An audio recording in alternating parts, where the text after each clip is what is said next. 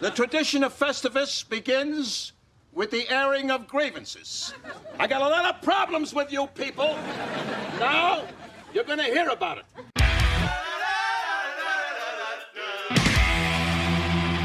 2023 is wrapping up, and we have been given the Festivus report by Congressman Rand Paul. Love him or hate him, these are facts. This is just money that is being spent by the government on dumb shit.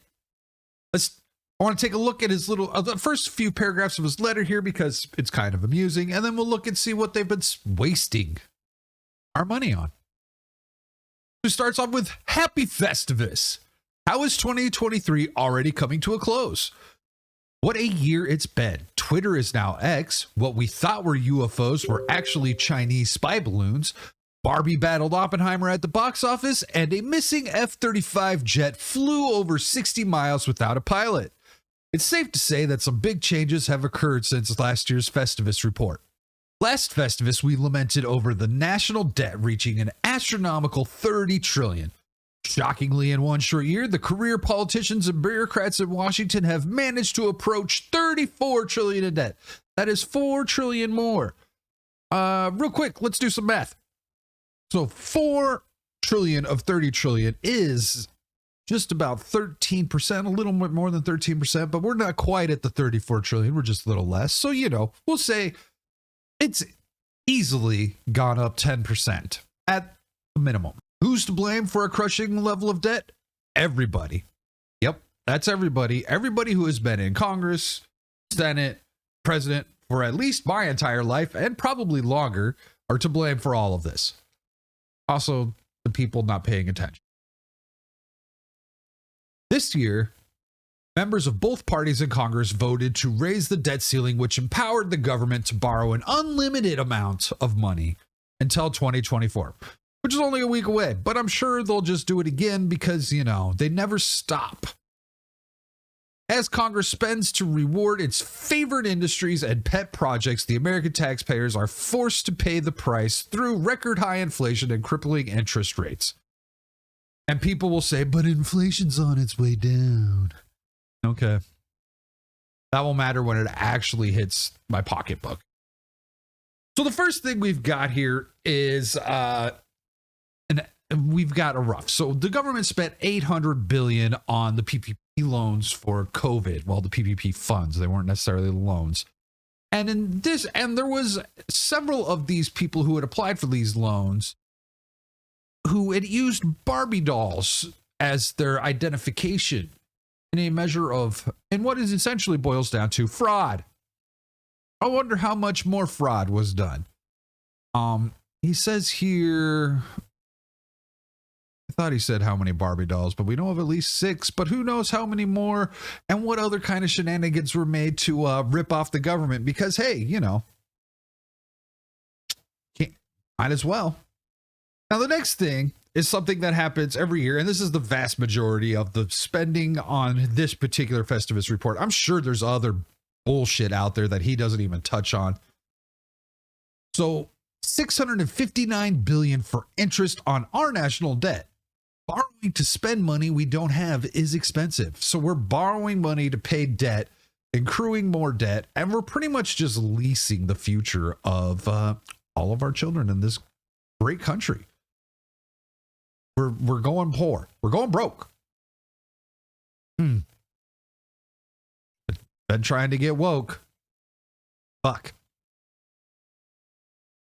It doesn't take a genius to predict the dangers that comes with spending money that the government just doesn't have. When the government overspent $1.7 trillion in fiscal year 2023, we were left with a whopping $659 billion in interest payments. So now we have to borrow money to pay that. But hey, you know what? We could borrow unlimited, the government, not we, because that is not me. I can't borrow unlimited money and borrow more to keep paying it back. I wonder how that really works if it were to actually be available to the citizens. That would be an interesting look. Talk about inflation. So yeah, we've got more idiots. They don't have any fiscal responsibility. They do not have any economic responsibility to the American people. They just spend the money that whatever the hell they want. And they just say, we'll just borrow money. They don't, there's no accountability for any of this. And yet, as a private citizen, I would not be capable of doing the same thing. Neither would you. And the amounts of money that they're borrowing against is more than any of us would ever have in a bank account. The next one is Dr. Fauci's monkey business, $33.2 million to run NIH's Monkey Island. What's known to South Carolina locals as Monkey Island is Dr. Fauci's 3,000 monkey colony raised on a state-owned island. The National Institute of Health signed a $33.2 million contract with a local business to house, feed, and care for these monkeys before they're shipped to research labs around the country. And we'll find out what kind of experiments they might be doing with these monkeys in just a sec. The federal government established the colony in the late 1970s, though the multi-million-dollar contract to care for the monkeys changed hands a few times. NIH also paid millions to a large pharmaceutical company to maintain Dr. Fauci's Monkey Island. Monkey business is a big business.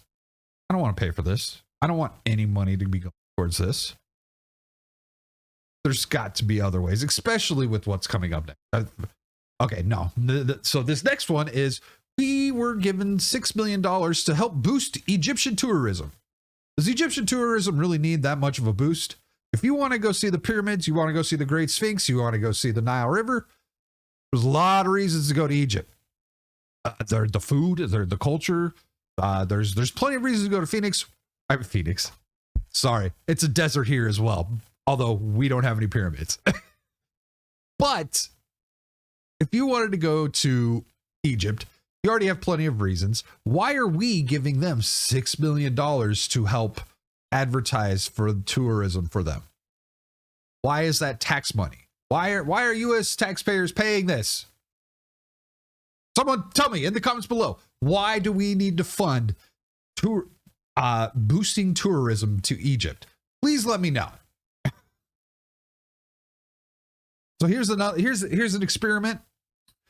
USDA is cutting research on walking hot dogs. When you walk outside in the summer, you get hot. When Labrador retrievers are walked outside in the summer, they also get hot. Getting hot while walking outside in the heat might be obvious to you, but United States Department of Agriculture allocated cutting-edge research funding to support a summer study that walked 16 dogs, 2 different colors, measured their rectal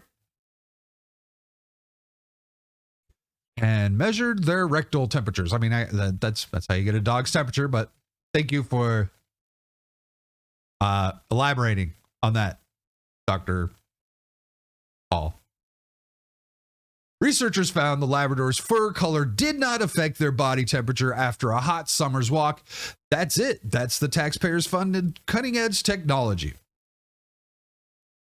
Okay. Agriculture Research Service at the USDA, which funded the study at Southern Illinois University, gets $1.7 billion a year from Congress, but it's unknown how much the hot dog study cost the taxpayers. So we give $1.7 million to Southern universities to do experiments like this. Who knows what else they've done? That is pointless. Then we've got the communism. Department of Homeland Security training employees to be their authentic and best selves.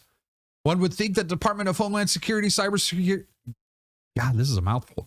One would think the employees of the Department of Homeland Security Cybersecurity Infrastructure Security Agency, CISA, would spend their time combating cybersecurity breaches and doing other security related tasks. You know what? Yeah, that's a good point, because there's a lot of bullshit going on.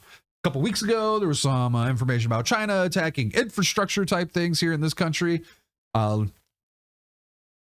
then there's all the weird video game shit that's been going around, but I don't consider that as much of an issue. It's an issue, but nearly as much as other countries trying to get into this country's, utility providers and all of that kind of stuff. Those are kind of important.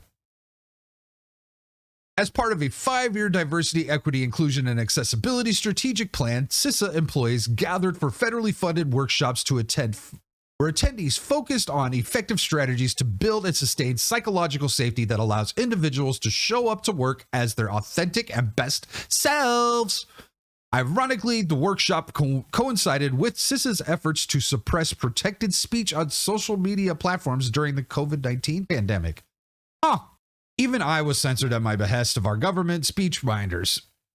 And all the while, I thought I was being my best self. I see what you did there. I like it. Yeah, they are curbing free speech, and they are doing the commie thing.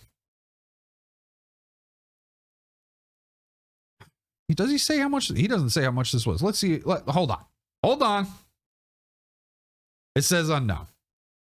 So this is the last one I'm going to wrap up. You can go and find this. It's out everywhere. It's on his site.